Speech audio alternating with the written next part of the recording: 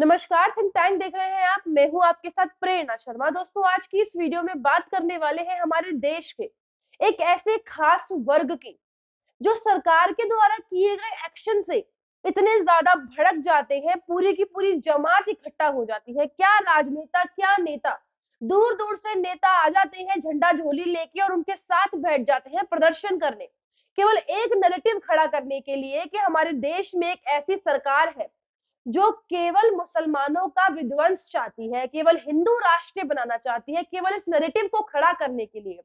और वहीं दूसरी तरफ यदि वक्फ बोर्ड अपने ही धर्म के लोगों के साथ किसी प्रकार का कोई एक्शन करता है, बुलडोजर कार्यवाही करता है, तो ना ही आम जनता पब्लिक पर आती है, ना ही वह मुसलमान रोडों पर आते हैं जो जिनके खिलाफ ही एक्शन हो रहा है। लेकिन ये तभी होता है जब सरकार की तरफ से कोई एक्शन लिया जाता है। तो आज इसी पर चर्चा करने वाले हैं। दोस्तों, हमारे देश में ऐसी सरकारें हैं जो केवल मुसलमानों को अपना नोट छापने की मशीन समझती है, जो केवल अपनी वोट बैंक की राजनीति के चक्कर में मुसलमानों को भड़काती है और इस चीज का विश्वास दिलाती है कि बीजेपी केवल हिंदू के साथ रहती है। बीजेपी मुसलमान विरोधी एक ऐसी पार्टी है जिसका उदाहरण हमने देखा हल्द्वानी में।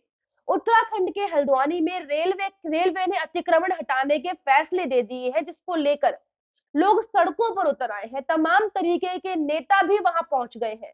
समाजवादी पार्टी के 10 नेता पूरी टोली बनाकर वहां पहुंच गए हैं। क्या ओवैसी, क्या कोई, सबके ट्वीट्स आ रहे हैं। लेकिन उसी उसी उत्तराखंड में जब वक्फ बोर्ड ऐलान कर देता है कि अपनी अपनी 1.5 लाख करोड़ की जमीन पे से अवैध कब्जा हटाएगी, तब कोई भी रोड पे नहीं आता, किसी के कान पे जू नहीं रेंगती। तो ऐसा हमारे देश में क्यों होता है?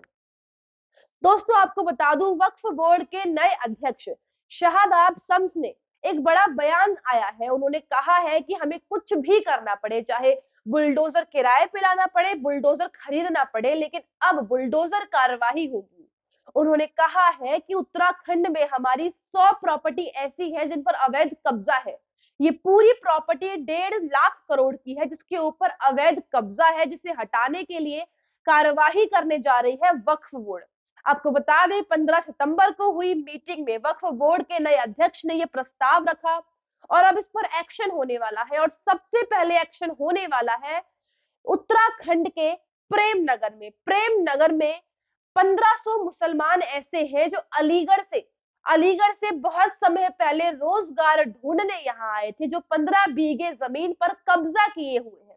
सबसे पहले उनके ऊपर एक्शन होने वाला है। लेकिन हैरानी की बात यह है कि उन लोगों के द्वारा भी किसी प्रकार का कोई ना विरोध किया जा रहा है, ना वो सड़कों पर उतर आए हैं, कुछ भी नहीं हो रहा है। और ये सब हो रहा है केवल हमारे देश के कुछ ऐसे लोगों के कारण जो केवल एक ही नैरेटिव खड़ा करना चाहते हैं कि केवल बीजेपी मुसलमान विरोधी पार्टी है। और ये जो खुद एक खास वर्ग के लोग हैं, शायद इनकी इतनी माइंड कंपैटिबिलिटी नहीं है कि इस चीज को समझ पाए कि यदि सरकार कोई चीज कर रही है तो क्या सरकार की संपत्ति पर उसका अधिकार नहीं है। वक्फ बोर्ड ने इस चीज का ऐलान किया है कि हमारी 100 संपत्ति ऐसी है जिस पर अवैध कब्जा है, वो 1.5 लाख करोड़ की है, जिनके ऊपर हमारा हक है, जो विधवाओं को मिलनी चाहिए, जो गरीब बच्चों को मिलनी चाहिए। अरे, 100 संपत्ति पे ही तो कब्जा है, उसके अलावा 44,000 संपत्ति तो तुम्हारी ही है, वो गरीबों में बांट दीजिए ना, उसको आप क्यों नहीं बांटते हैं? और चलो, आपकी जमीन पर आपका कब्जा है, तो क्या रेलवे की जमीन पर रेलवे का कब्जा नहीं है? ये बात समझने वाली है।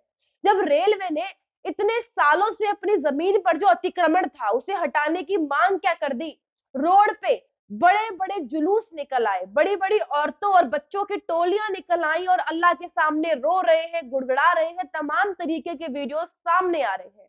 लेकिन अब ना तो ओवैसी के बयान आ रहे हैं, ना कोई मौलाना कुछ बोल रहा है, जो हाई कोर्ट के फैसले पर बड़े उछल उछल के अपने बयान दे रहे थे। ठीक इसी तरीके से जम्मू और कश्मीर में भी वक्फ बोर्ड ने यही ऐलान किया है कि वक्फ बोर्ड की अवैध संपत्ति पर से अपना कब्जा हटाने वाले हैं। अब वक्फ बोर्ड उन मुसलमानों को क्यों तकलीफ दे रहा है? वही वक्फ बोर्ड, वही मुसलमान, जब देश की पार्टी बीजेपी या हाई कोर्ट कोई फैसला लेकर आता है अतिक्रमण को लेकर, तो देश में हाहाकार मच जाता है। लेकिन अब किसी के मुंह से एक शब्द नहीं निकल रहा। ठीक इसी तरीके से उत्तर प्रदेश के करौली में एक मस्जिद को गिरा दिया गया।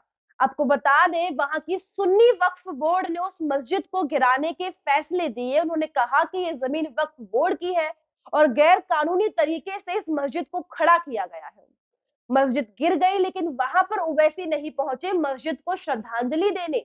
ज्ञानवापी को ध्वस्त होने से रोका जा रहा है, हमारे मंदिर को नहीं बनने दिया जा रहा। और जब यहाँ पर एक मस्जिद टूट गई, कोई मौलाना कोई मौलवी नहीं पहुंचा मस्जिद को श्रद्धांजलि देने, ये कैसी भक्ति है।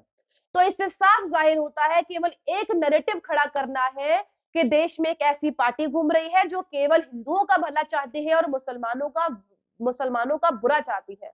और केवल ये मुसलमानों के समझने की बात नहीं है, ये हिंदू मुस्लिम सिख ईसाई हम सबको समझना होगा कि देश में ऐसे लोग हैं जो केवल वोट बैंक की राजनीति के चक्कर में आपको वोट नोट छापने की मशीन समझते हैं, उससे ज्यादा कुछ भी नहीं।